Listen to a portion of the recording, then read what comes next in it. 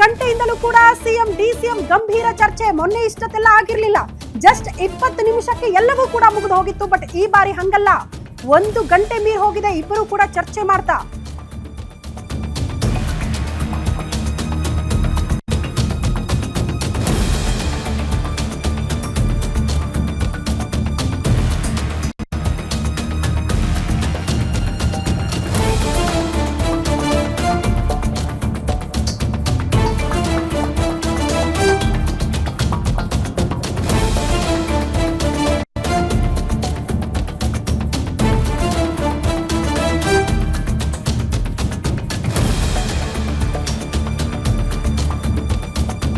ಕಳೆದೊಂದು ಗಂಟೆಯಿಂದ ಡಿಕೆ ಶಿವಕುಮಾರ್ ಅವರ ನಿವಾಸದಲ್ಲಿ ಗಂಭೀರ ಚರ್ಚೆ ಇಬ್ಬರು ನಾಯಕರ ಮಧ್ಯೆ.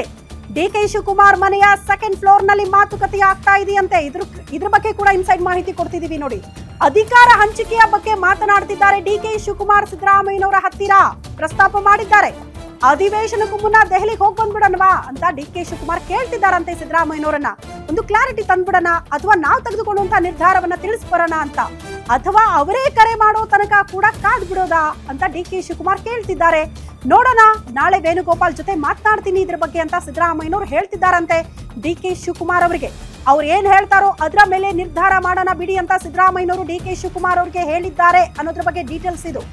ಕಳೆದೊಂದು ಗಂಟೆಯಿಂದ ಸಿಎಂ ಡಿಸಿಎಂ ಗಂಭೀರ ಚರ್ಚೆ ಮಾಡ್ತಿದ್ದಾರೆ ಅಧಿಕಾರ ಹಸ್ತಾಂತರದ ವಿಚಾರ.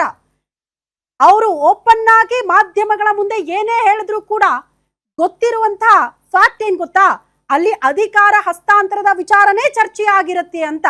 2028ರ ಚುನಾವಣೆ, ಅಧಿವೇಶನ, ಸಂಸತ್ ಅಧಿವೇಶನ ಆಗ್ತಾ ಇದೆ, ಸರ್ವ ಪಕ್ಷಗಳ ನಿಯೋಗ, ಇದೆಲ್ಲವೂ ಕೂಡ ಸೆಕೆಂಡ್ ಆಪ್ಷನ್.